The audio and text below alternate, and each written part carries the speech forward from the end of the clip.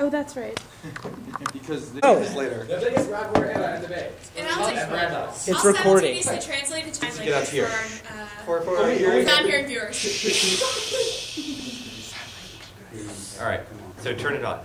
It's on. Oh, well, good day and good evening to those of you for whom it's night. Today we have a great round. I would say probably the greatest round, in fact. On one side are the champions, Blyvitz. Blyvitz are two people who've been melded into one insecure Jewish person.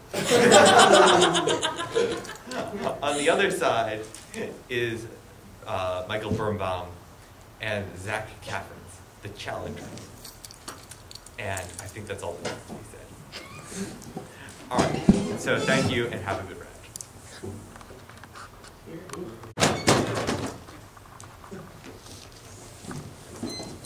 Thank you, Mr. Speaker, for calling me up here today. Most august House, most august panel, we're really excited to be debating in front of you, and we think we have an absolutely fascinating and really open case. Well, not as open as last time when we said we should publicly execute Geraldo Rivera, but pretty close. So, Kimberly is a male-to-female transgendered person. This means that she was a man, yet claims that she's been a woman all her life, and in her mind, she was a woman. Since her teens, she's now in her mid-30s. She's lived as a transsexual, but when she turned 25, she decided to pursue sexual reassignment surgery. To be able to get this surgery, she went in front of a panel of psychiatrists, and after 1 year of mandatory counseling, it was determined that she has lived her life as a woman, and the surgery would be appropriate to her. 5 years later, 5 years later, Kimberly was raped as a woman.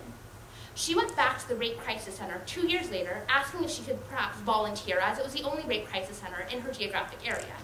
This was a women's only rape crisis center, and they said they couldn't accept her as a volunteer because they only accept women. In Canada, Kimberly's suing, but we don't want to talk about the legal implications today. What we're going to say is, in principle, this women's shelter should have allowed Kimberly to volunteer. And just to clarify how these crisis centers work, when someone's admitted, they're assigned a counselor, they have relatively little interaction with the other people who counsel them, and also, just so you know, this region of Canada was very liberal. There's a lot of public outrage about what's going on, like if that's relevant. Questions? So this case is a post-op transgender woman is not a woman. That's the op we're supposed to make. No, I think that it's if you guys think that's the only op, that's fine. We have lots of other ops to make. But I think we're talking about, in principle, if they should have allowed her to. I think there are lots of ops about, comfort zones, lots of ops about, whether or not this is appropriate, if this is good for the shelter. This is not, if you were to call this case tight, we'll be very surprised because it's one of those open cases we have, and, we'll counter, we'll, All right, you sounded very sincere about the comfort zones up, so I guess we're fine. But, yeah, and also just, to prove this isn't tight, actually Jackie and Mark ran the inverse of this case in the Tufts final round and won with it. We thought they were totally wrong in the Tufts final round, that's why we wrote this case. It's the inverse of what they ran. So both sides are winnable. Ready? Anything else? Great.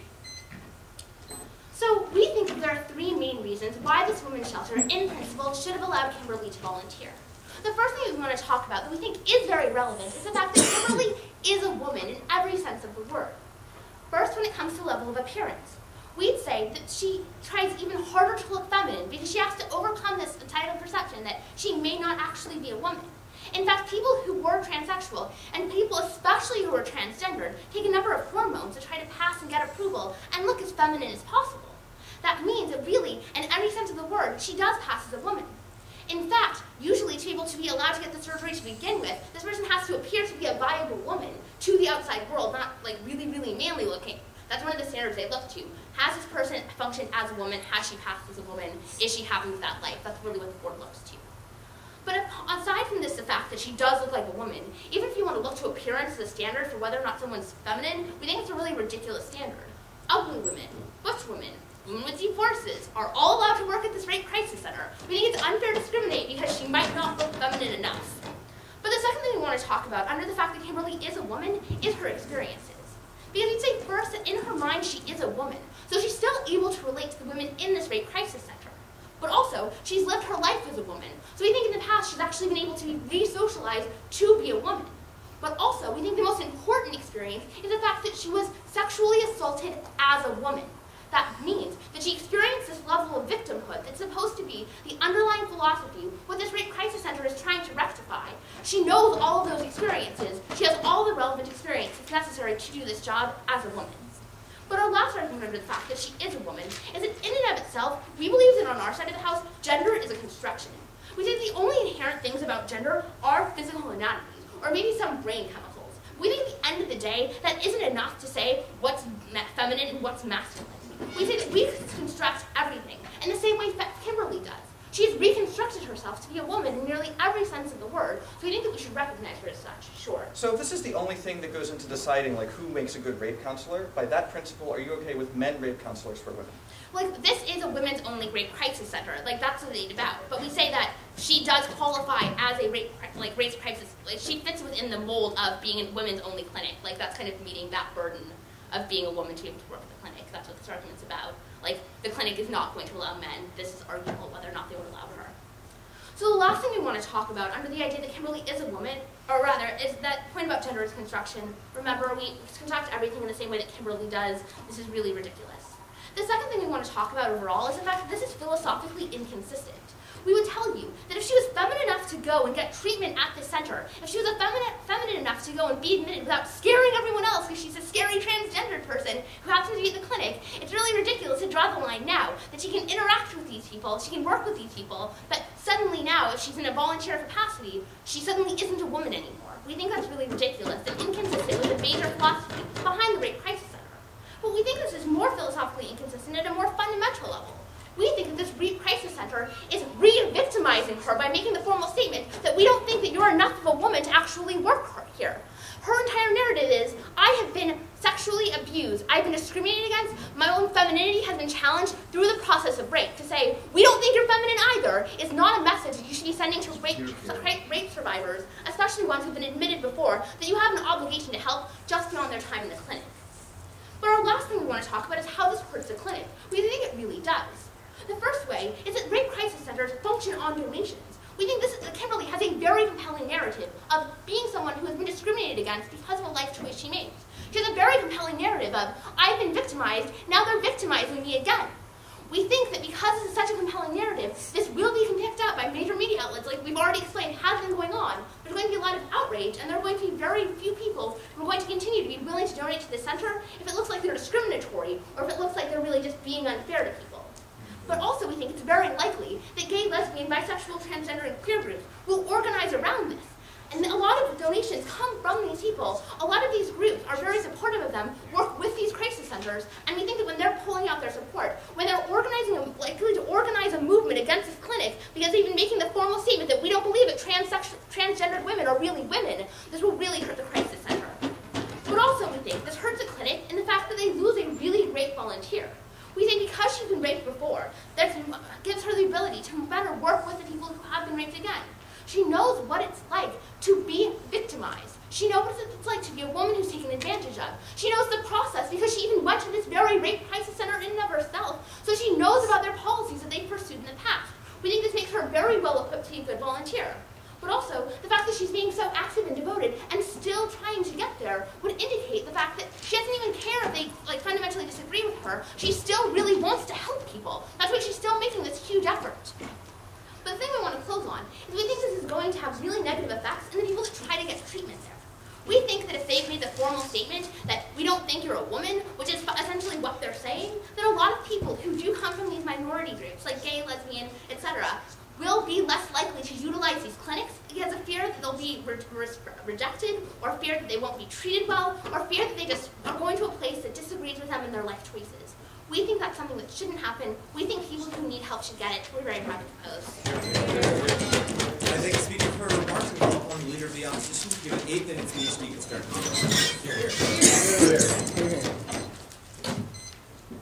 Okay. One, I don't think we're getting the whole story here. What leads me to believe this? The reverse of this case could not have been run because it would be status quo. Something had to have been changed when they ran the reverse of this case. Like, what was different? They didn't tell us. Regardless, here's the thing, and I'm just going to talk about, I'm going to talk about sort of legal structures briefly here. Under Canadian protections for gays and lesbians, and and Canada has sort of stronger equal rights protections there. Like, this center would be liable if they could prove necessarily that her gender status was the only reason that this occurred. I'm not sure if this is actually the case with the case they're running. Like, just because she's a transgender, like, there are other reasons that volunteers are rejected. These places have to be incredibly selective. I think that's probably crucially important for this round. It's something that's left out. I feel like it's information we should probably have. But whatever. So the first thing I'm talking about is how the crisis center has to be as welcoming as possible to victims. Here's the thing. What the role of this crisis center is in whatever town this is in Ontario is that it has to be the place that women feel utterly most comfortable going to. That is to say, unfortunately, a place like this has to reflect the biases of society. Because if you have women who feel uncomfortable coming to this place because they're not sure whether this person is a woman or not, that's intensely problematic. Recognize that as much as all of us in this room might agree with Kimberly, like many people in society do not, transgender issues are not slam dunk issues, even in a country as liberal as Canada. What that means is that you might have people coming into the center thinking it's a women's only center, and then realizing that this woman is transgender. I'll talk about sort of the visual stuff in a second, and realizing that this woman is transgender and feeling uncomfortable with that. We think that the center has a responsibility to the victims of rape to make sure that they do absolutely everything possible to make them comfortable, even if this means discrimination against somebody like Kimberly. Her situation, unfortunately, makes her less fit to serve in the center. It makes her less fit to serve in a center that has to cast the widest net. We shouldn't hold rape victims in the moment of their crisis to a standard of sort of acceptance that we would necessarily choose, say, on a college campus. We have to understand their vulnerabilities, understand that they might be uncomfortable with things, and attempt to serve them in that capacity. The next thing I want to talk about is how the transgender experience is actually fundamentally different from the female experience. Recognize that just identifying yourself as a woman and having a mental conception of a woman doesn't mean you have these sort of same, doesn't mean you are actually socialized in the same way as a woman. It is a fundamentally different experience to be a transgender in America or Canada than it is to be a woman in America or Canada. And I think this is something that's crucial and we have to recognize. Recognize women don't spend their lives building up to a surgery generally, building up to a surgery to make them come into their own. We don't think that this sort of artificial stricture necessarily grants her sort of womanhood in the societal sense. Like, yes, medically she may be a woman, and it may have sort of changed her parts, but her experience up to that point, and even after that point, because of the necessary psychological impacts of this type of surgery, means that she is not in fact a woman in the strictest terms. She identifies as a woman, but it is slightly different because society doesn't treat her in that way. Sure. How specifically will this affect her ability to relate to other women, and how specifically will this prevent her from being feminine and a rape crisis counselor? Okay, as far as her sort of relating to other women, I think the impacts of this are internal and psychological. It's hard for me to elucidate quite specifically how this will stop her from relating to other women. But I think, first of all, because I've never been raped. Second of all, because I'm not a woman. Third, because I don't know what it's like to be transgender. Sorry. I think the issue is a very clear one. I think a relatively clear one. Here's the thing. The reason they have women's only crisis centers for rape as opposed to just open crisis centers to catch the widest net possible for volunteers is twofold. One, they want women to feel as comfortable as possible. At the point where there's a chance of them feeling uncomfortable, this is problematic. Two, they think women are specially able to counsel other women in these types of situations. If somebody is coming from a different, and I think we do have to recognize that it is the mentality of somebody who has been forced to go through all of this is different than that of somebody who grew up as a woman in Canada. That I think we have to recognize that this is a different background. She probably related to rape in a different way because it was also a new challenge, a challenge to her sort of newfound medical womanhood. And I think that that's just sort of fundamentally different than somebody who grew up specifically in that way. Self-identification is important, but societal identification also matters. It's not you can't just nurture yourself to be something. The society around you impacts the way you're raised. Right. That's and the next thing I want to talk about is I guess who crisis and just very briefly who crisis center choose.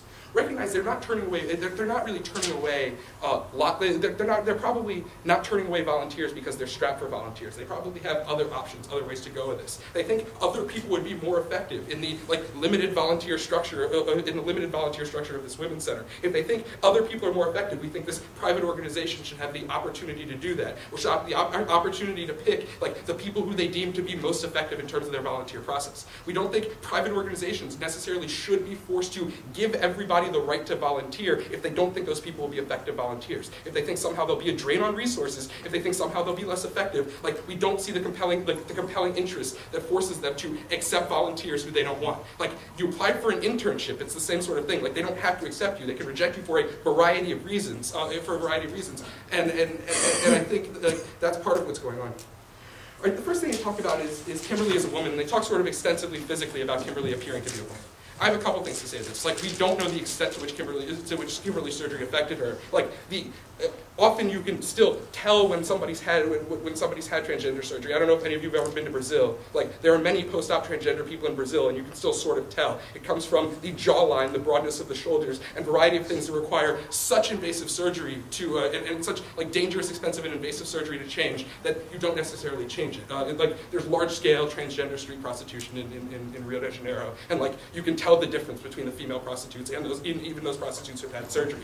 Unfortunately, there's a reasonable chance that some woman might be able to identify her as a woman. The crisis center certainly was able to, and I don't think she walked in there and said, "Hey guys, I'm transgender." Because considering Kimberly probably identifies strictly as a woman or attempts to project an identification as a strict woman, she probably doesn't walk into the crisis center and say, "Hey guys, I'm transgender." There are ways to tell. We think it's not a slam dunk case, and we think at the point where you can identify her status as something other than other than purely a woman, I guess. I think that becomes problematic.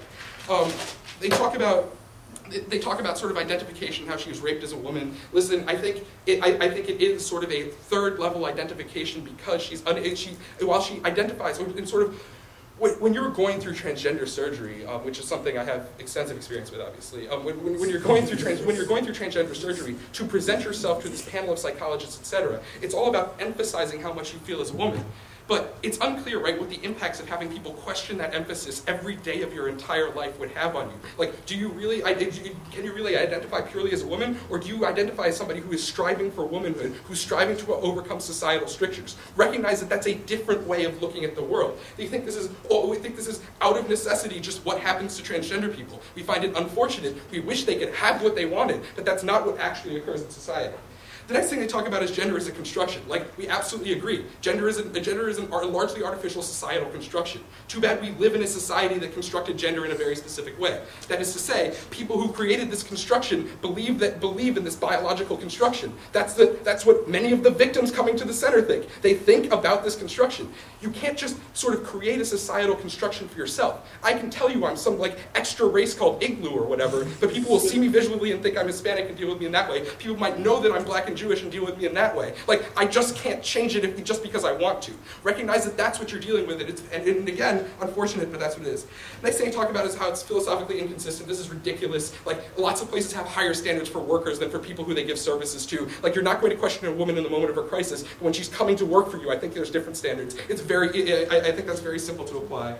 The next thing I talk about is donations and public pressure. Recognize donations clearly cut both ways. There are lots of people who still don't feel comfortable with transgenders, who don't believe even in the concept of transgendership. Like, we recognize that Christian organizations can also be, or hard right organizations, which are making moves in Canada, could also be pressured into donating to this women's center because of this stand. There are often these types of counter donations. We don't think LGBT groups are going to really picket a rape crisis center. Because yeah, you want to help your cause, but there are better ways to do it than picketing rape victims. Way to go, guys, if that's what you want to say. And the last thing talked about is, she's going to be a great volunteer. Listen, they don't think so. They've been running the center for a while. They try to help rape victims. They're probably not turning her down because they think she'd be spectacular. They're probably turning her down because they think there's something that means that she's not able to do her job as well as another person. For all these reasons, I'm at 9 minutes and 30 seconds. That's my time. I'm proud to have played. I thank the speaker for his remarks, and I call upon the member of government to give an 8-minute speech on reconstruction of the government's please.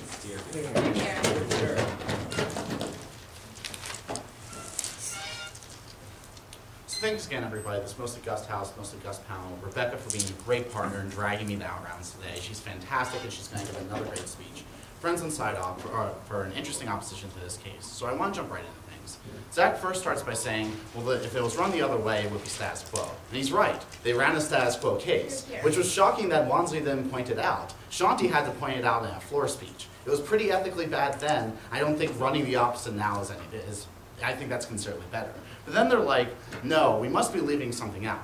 We're actually not. Like, this was the reasoning, this is everything we've been told and everything we've read on the subject matter, and which is extensive, and she was actually treated this way because she was said to not be a woman. We think there are, like, the comfort ops can explain why they may not want someone that's questionable, but we're going to show ultimately why these these don't matter and why she does belong there. So the first thing they talk about is why you want the rape crisis center to be as welcoming as possible. And you say these people are going to be so uncomfortable.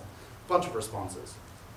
First of all, I don't think that, I disagree with Zach when he says like these people are all noticeable. Because realize there are plenty of people who are like women who are ugly and men who are ugly. They're like who may look manly. I don't think these people will be inherently prevented from coming. We still view these people as women, still will allow them to work in the crisis center. I don't think necessarily people are going to be like, oh my God, that must be a transgendered woman, especially when she's been there before and actually went to crisis counseling there before. People weren't in an outcry then. I'm not sure why they necessarily would be now. But also realize, if the worst case scenario is that, as Rebecca explains, you deal with one-on-one counseling.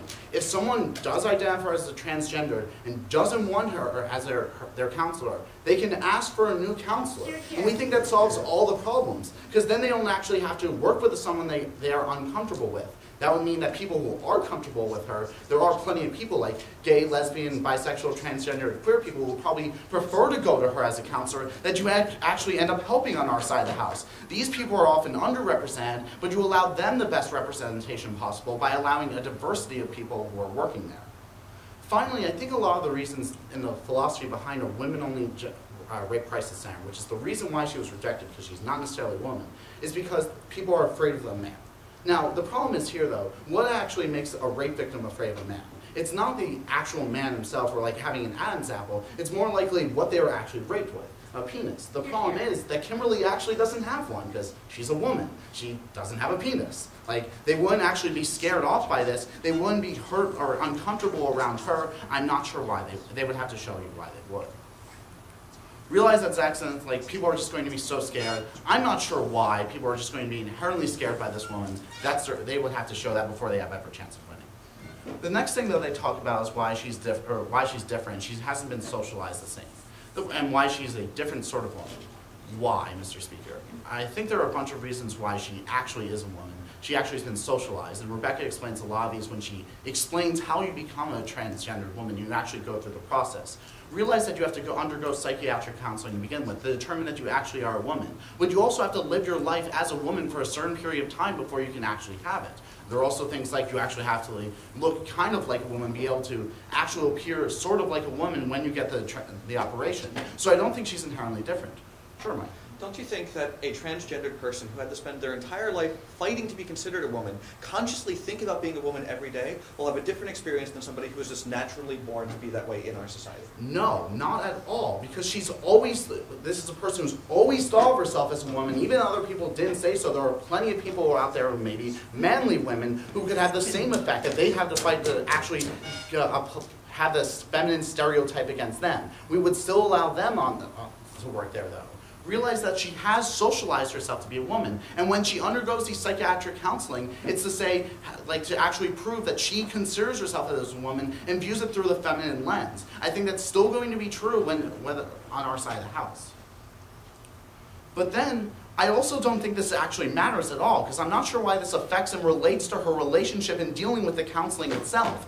Because she has the specific experience of being raped as an actual woman and being a woman at the time. Means that she does understand these things, and she does actually have the experience most relevant to working with these women on this particular subject. I think that makes it very clear why she would be perfect for this job.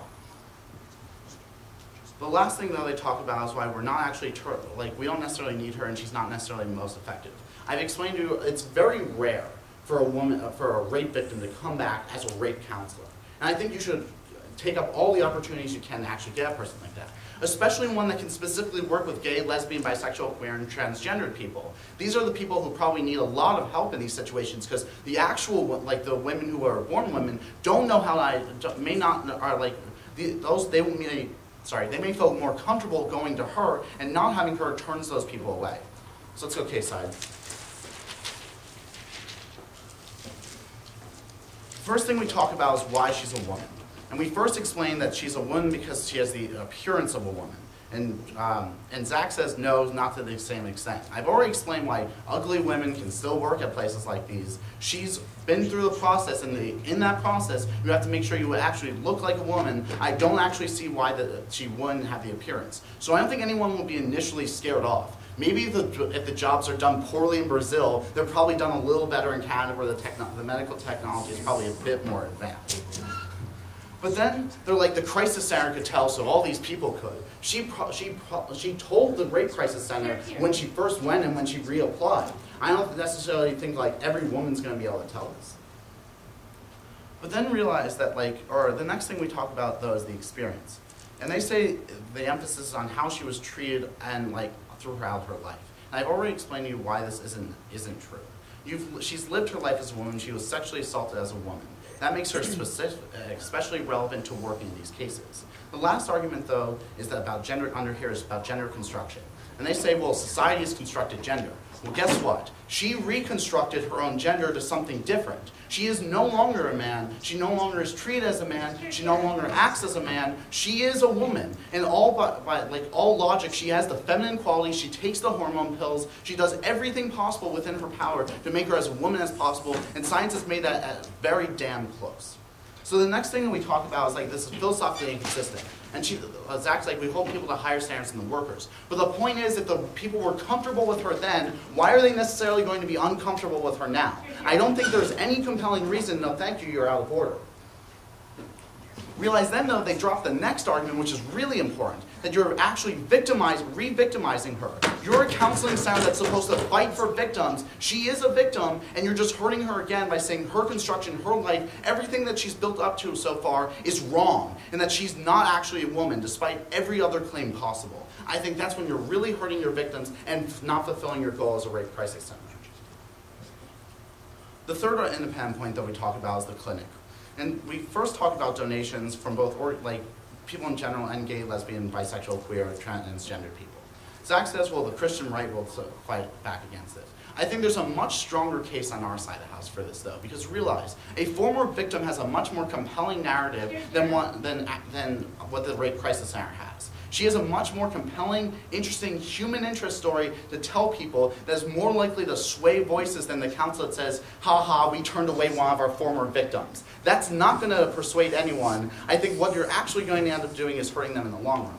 Then we tell you she's going to be a great volunteer. Zach says, no, she won't be. We explain to you why she would be a great volunteer, though. She actually understands this. She's worked with the policies. She's been there. She knows how. She actually has gone through the experience and can relate to these women on a much closer issue than women who haven't been raped, mostly who are mostly staffed there.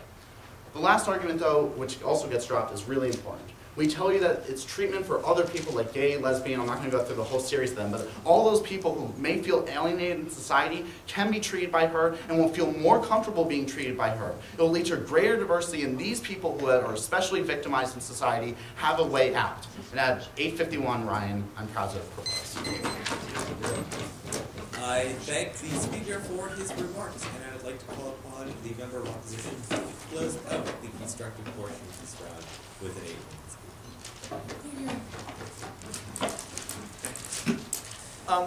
Thanks, everyone. Thanks, guys. This is a case. Thank you, Zach. Let's get on to it. So I think that Zach brings up the fact that, that Canada has very stringent sort of equal rights amendment type things to make sure that people aren't discriminated against solely on the basis of, for example, gender or gender identity. However, this is still allowed in Canada. This tells us something, right? This tells us that even though that Kimberly self-identifies as a woman, even though she was treated at this race crisis center, this center did not feel as if she could fulfill this job every bit as well as a woman who was that way biologically from birth. I think that's all we need here. The idea that if the Rape Crisis Center, who's been doing this for a very long time, longer than Blyvitz, thinks that this is going to be a problem for them, that the counseling is going to be in some way harmed or in some way possibly harmed, that's enough. That's enough for them not to do this, right? There could be, for example, a guy who 50% of the women would be, okay, he's a nice guy, I would be okay being treated for him even for rape, right? Like a guy who seems the most gentle person on earth, the best counselor that you could possibly think of. Dennis, exactly. This is not somebody that you would still hire for a women's only rape crisis center. Why? Because you do not take this chance, right? Sure, some people won't care, some people will care. When you're doing this, you go absolutely as stringently as possible to make sure that you are not offending people, that you are not alienating people, that in fact 100% of everybody is going to feel comfortable getting treatment at this center. I think that's what they're missing on their side of the house, right? It's not whether or not, this isn't like transgendered people thumbs up, thumbs down, right? This is what makes the best workers for a rape crisis center, what meets the absolute highest standards. So Zach gives you a few reasons on why that Kimberly doesn't reach it, unfortunately for her, right? The first is that the center needs to help women and make as many people feel as comfortable as possible. And like what we hear from Dan is like, oh, well, some women will feel comfortable and some won't, so the women who won't are going to want to be switched off of her, right? First of all, by admitting that this is a possibility, and by admitting that they are going to be able to tell, right? These are two things that say, obviously this isn't going to be as great as they're saying, right? Some will, right? And some are going to be one switched off, right? They can say, Dan says they can ask for a new counselor. Again, this isn't the point. We want to make sure that we maximize the comfort level that these women feel right away. This is why you don't have men counselors to be asked to be switched off of the men later, right? We want to make sure that this is going to be the way that it is. They say that you have to have a diversity of people there to make sure that everybody can get treated. Like again, this is not the point, right? Rape is a very violent, very psychological crime. This is something that does affect you, right? Like saying that, oh, it's like a woman, they're not going to be able to tell, isn't the point. If there's a suspicion, this is going to be enough. This is going to be enough to make some people clam up, right? Like if somebody who was traumatized is re-traumatized, even incidentally, it's a possibility that that's the difference between having that person open up and talk to you and not having that person talk to the next counselor, right? It's not like rape victims can sit there until they find like their absolute right counselor and they're not going to be getting worse as this happens. They are in fact going to be getting worse if this is messed up. That's why we have to be so careful. So your argument is that if someone sees or is introduced to someone who's transgendered while in this rape crisis center, they're going to have a new breakdown and not be able to function. Don't you think this is a little silly? I mean, I don't, right? Like, if you have somebody who looks like a man in disguise, if you have somebody who even, like, thinks like that, this is going to be something that could possibly be traumatic to this person, right? Like, I think that that's a large problem, and that's something that we do all the best that we can to avoid, right? I'm not saying that most people will feel this way, but even if there's somebody who feels that way, I think that's something that you do have to avoid. But even more importantly, and this is something that I think Dan completely misses, is that being transgendered, even if you are in your brain female, even if you are now in your body female, it's a totally fundamentally different experience for you and the average woman. The average person in our society doesn't have to fight day in and day out for who they are, right? Like you don't have to go into having people tell you, you are not in fact, you're not in fact a man, you are not in fact a woman. It's something that they've naturally had. I think if you take two people on the street, have one of them who had to fight for something every day of their life, and the other person who was naturally given that thing, they're going to feel very differently about that thing. And I think that that's what we're talking about on our side of the house. That the psychological makeup of a woman who had to become a woman who had to fight for that every day of their life, is far different than a woman who had that naturally. Insofar as these people are going to think differently about what type of crime this is, what type of crime rape is to them, right? I think somebody, for example, who had to fight every day to be a woman, having her womanhood taken away through a crime like rape, is going to feel far more strongly about this, far differently about this, than like perhaps the average person. Insofar as these people are feeling differently, that's something that we do have to defer to. And again, it's not like everybody who goes into this crisis center is going to be like, my God, I can't be treated by this person, I'm going to run away now, right? The point is, if it's somebody, we have to make sure this doesn't happen. That's the point of women's only rape crisis centers to begin with. And I think it's an active fight for her, and that makes it very much different. Yeah, what? The fact that it's an active fight for her, won't that mean that she just reinforces her own femininity even more and does even more things to try and make her as much of a woman as possible? Like to some extent, I agree, and that's the problem, right? We're not saying that she's not a woman, we're saying that her fundamental experience is different. She's not going to be able to relate as easily just because what she had to go through is there, right? Like I think this transgendered notion is a red herring. If you took a biological woman and you had society tell her like every day of the week that she wasn't actually a woman and she was less good, I think she also would be psychologically less able to be in a rape clinic. That's the point. I think this entire transgendered thing is in fact a red herring of your case. Okay, the next thing that we talk about is like who works at these rape crisis centers? Who do we want here? Like, first of all, I think that it's disingenuous. I don't think it's like this woman can't work in the rape crisis center in any capacity. We're talking about the rape counselors, right? Like, it's not like we're talking about Kimberly doing accounting. We're having her work up front and center with these patients. And I think that's something that is very important, right? If you have other people who would be more effective, other people who would not have these problems, other people who are going to be, like, quite frankly, more palatable to your clientele of rape victims to make sure that they're going to feel as comfortable as possible, yes, you should take them over the person, right? Even if they are otherwise comfortable. You want to make sure that your women are as comfortable as possible, and I think that you need to make sure that's true. I don't think they do. All right, let's go back case side.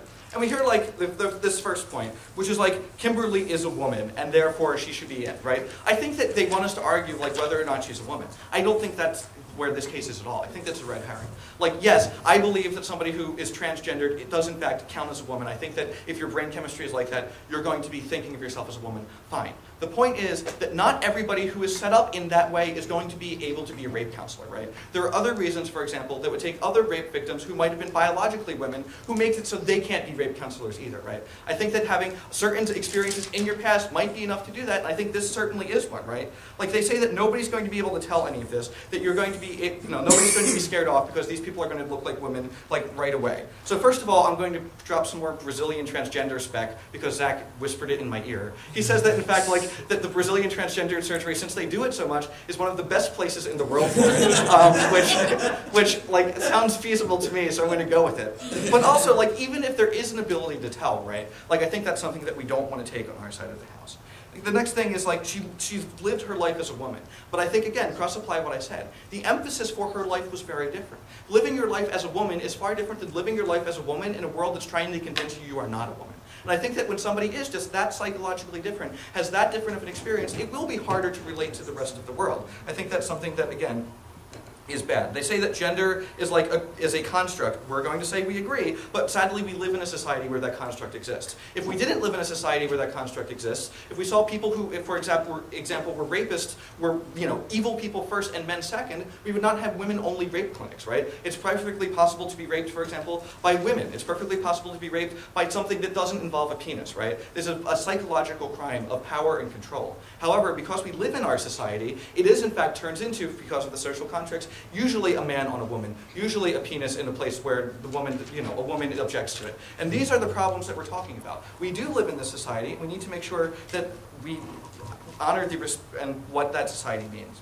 The second thing they say is like that it's philosophically inconsistent. And we really don't think it is, right? Lots of people have different standards, and we have to cast absolutely as wide a net as possible. We want to make sure that we're counseling these victims. They're like, oh, she was able to be treated at the Rape Crisis Center, therefore she should be able to be a counselor. This is absolutely ridiculous. I'd be willing to venture that, in fact, most of the people treated at a Rape Crisis Center aren't going to be made to be counselors later in the future. This is an absolute red herring. Casting the absolute widest net for your people doesn't mean you're going to be casting the absolute widest net for the counselors for the victim as well. I think, again, that's something that we just hear badly. And then the last thing they say is like, it hurts the clinic, and the clinic's going to get all sorts of bad PR for this. First of all, I think this is a contentious enough issue, and people defer towards women's health enough on sort of this issue that it's not going to be that bad. And I think that the interest groups that they see picketing, again, like I think the gay movement would be very hurt by like newspaper headlines saying, gay group pickets rape clinic, right? Far more than anything else, right? I think that they're going to realize in a real politic world, these steps are going to have to be made incrementally, and that in something like this, basically a rape center is the place you're going to have to be most sensitive. For these reasons, we're very proud to address 922. I thank the speaker for his remarks, and I call upon the leader of the opposition to give the first rebuttal speech of the round, monitoring all the caveats he probably does since he reached out. Hear, hear.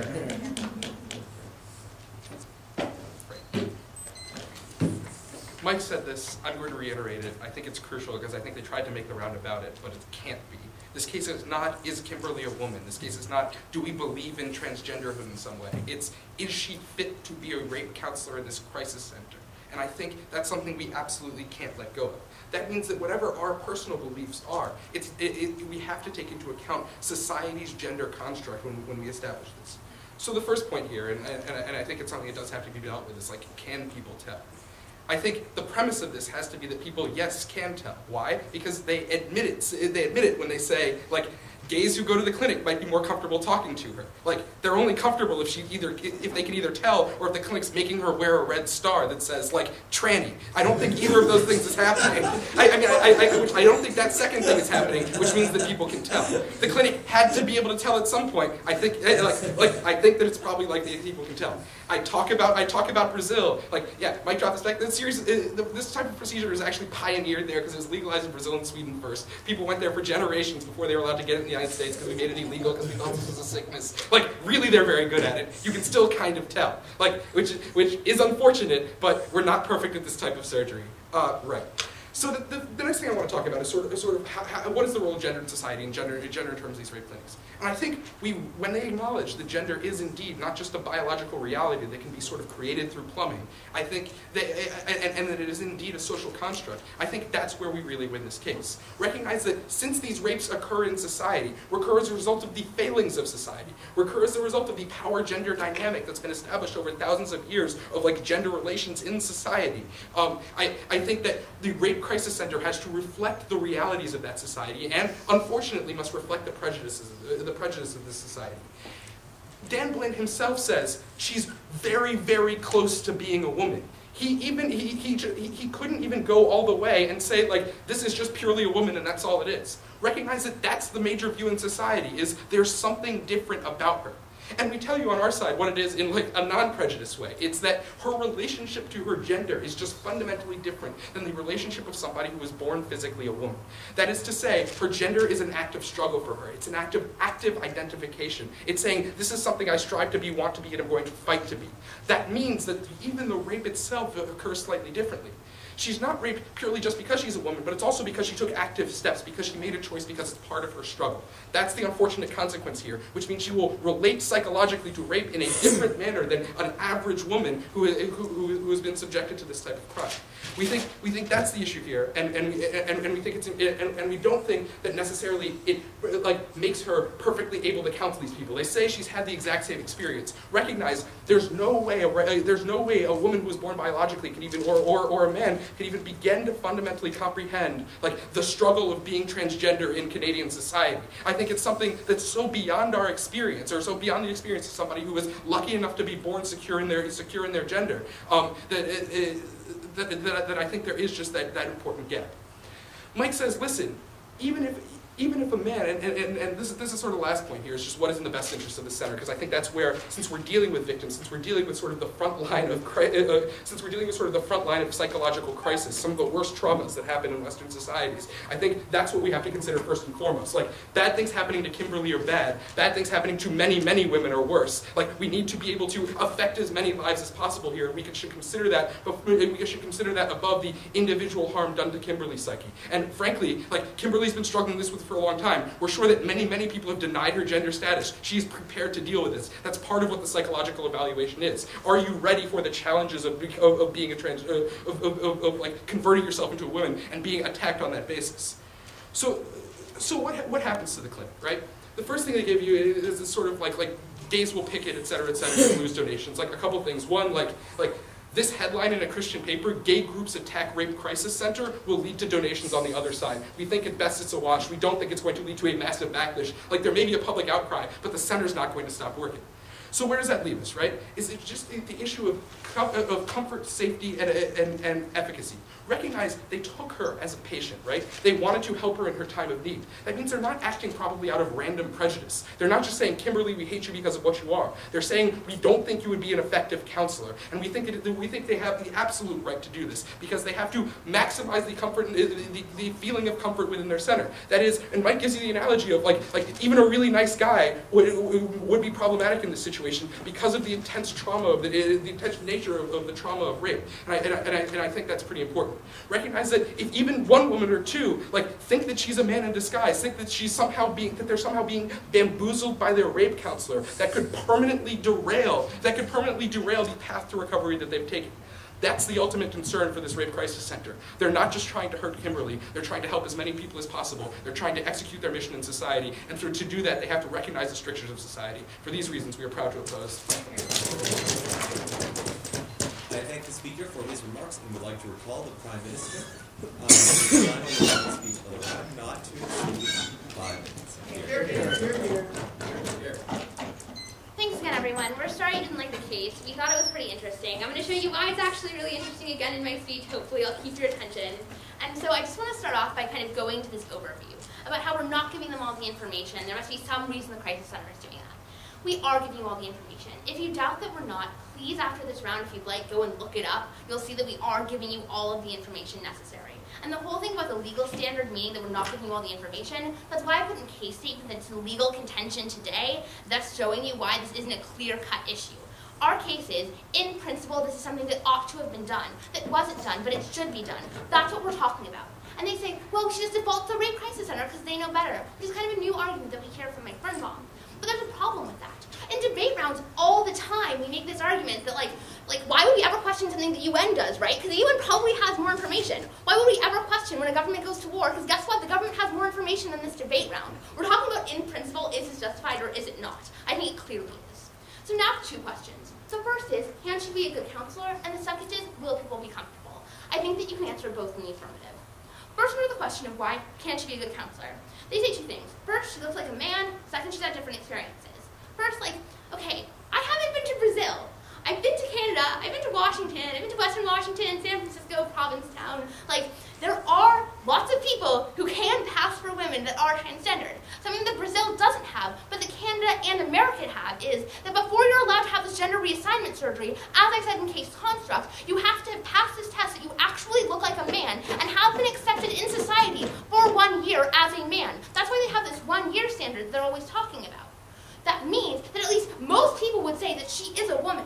But I also explained to you in very clear analysis why a lot of times people try to look even more like a woman because they're constantly being questioned. So we're going to talk about a little later on. But also, if you accept their logic is true, then anyone who looks a little bit manly would be rejected from working at the Rape Crisis Center. I think it's a kind of ridiculous standard to set. You can't automatically tell that someone is transgender just by looking at them. You can't. That's just not true. So then they tell you there have been these different experiences which prevent them from being good counselors. First, I tell you that all relevant experiences had been the same. In her mind, she was a woman. She was dressed as a woman. She was living as a woman when she was sexually victimized. I think those are all the things that matter when you're trying to work with another woman. They can't give you any significant harm to why this would prevent her from talking to women. Everyone has different experiences, right? That doesn't mean that you have to have the exact same experience to try to work with someone. Not every single woman has had the same experience as a woman. Dan tells you, maybe a woman's a tomboy or really ugly and has her gender questioned all her life. Does that mean she can't work with people? I think there are a lot of different people who have different experiences that can still have valuable contributions. So now, why can't she be a good counselor? First, because she's actually devoted to this femininity, this idea of womanhood and this idea of rape. They tell you that, oh, she's in question. Well, if she's in question all her life, and she still says that I am a woman, and I am committed to this, I'm willing to get surgery, in my mind I am a woman, I think that shows her that she's more devoted to being a woman. She's more devoted to women's issues, she's more devoted to these sort of rape issues. I tell you in case they get cold conceded, that the fact that she is still pursuing this, even though she has been discriminated against, even though her beliefs have been questioned, would indicate to us that she feels very, very passionately about this subject, that she feels very strongly that she's a woman. But also, I think the next way that she can be a good counselor is the fact that she's had the relevant experience. Dan and I tell you that very few women who have actually formerly been raped go back to be volunteers at rape crisis centers. There are a lot of reasons for this, such as the fact that a lot of times people are scared to go back, they want to kind of put the situation behind them. Kimberly is willing to go forward and help people, to try to make a difference in people's lives. Why should we preclude her from doing so? She can say, look at me, I was raped, I had a very similar experience to you, and they can talk about it. I think that that's a very important experience. Also, she's very devoted to this, and she knows the center and the information because she once was admitted there as a victim. That means she's uniquely capable to be a good volunteer. That's something they really never talk about on their side of the house. Now kind of the fundamental question about will people be comfortable. I think that Birnbaum drops the ball a little bit when he doesn't answer some of Dan's responses to the fact about why people will be comfortable.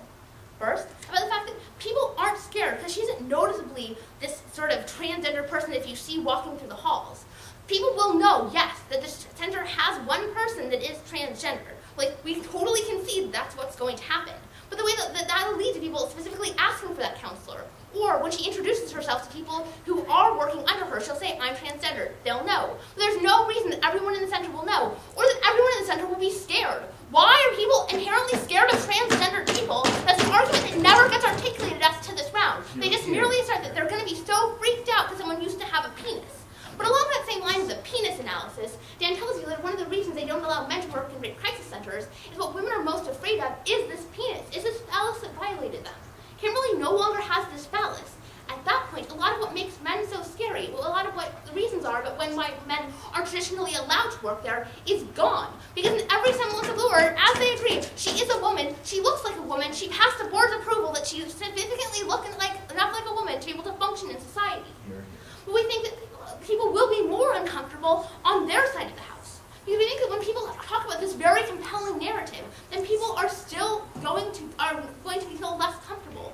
We talk about groups that see themselves as transgender or see themselves as sexually abnormal. If society has labeled them that we're not going to admit you into this crisis center, or rather we're not going to let you volunteer because we don't recognize your differences, that looks very bad for the people who might want to enter themselves into these rape crisis centers. I think that's a significant harm on their side of the house that they never deal with. It was our last argument in case. I don't think it really gets responded with.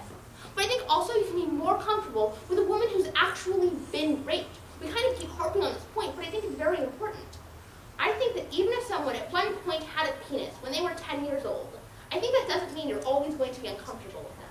But I think that you can gain a lot of comfort with this woman who went through what I did, who as a woman was exploited and taken advantage of. But the thing I want to close on really quickly is that who are you making the most uncomfortable? Kimberly. We think that the reason that you're doing this isn't significant. We think it's unjustified, and the reasoning that it'll make people uncomfortable is really kind of bunk when you look at it. What you're doing is re-victimizing Kimberly. You've already said, we don't believe you in your sexual identity, you're not a woman enough to work for us. This is the same sort of questioning of her sexuality. This is the same sort of rejection of what she sees as her sexual norms that happens when someone is raped. We think that if you have any sort of commitment to rape victims, you should actually try to help her. You should make her feel more comfortable. We're very proud to propose.